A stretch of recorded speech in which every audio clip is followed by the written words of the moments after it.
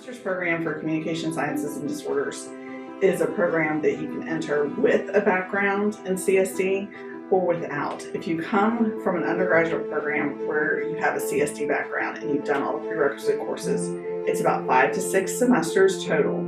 Usually it's 5.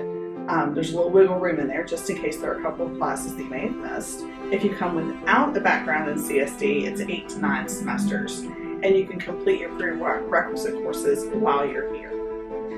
The things that set Longwood apart and our program apart from other programs in the state, we are smaller. Our cohorts are usually 22 to 23 students, so the cohorts are very close. They get to know each other really well, but they also get to know faculty very well.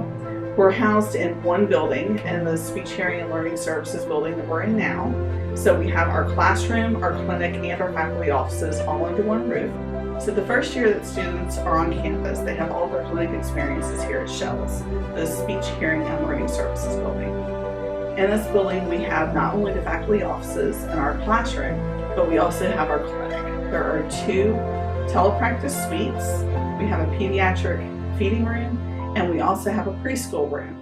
We are currently putting together a sensory room and working with occupational therapy students at VCU to make that happen, and that will be fully functional by spring of 2022.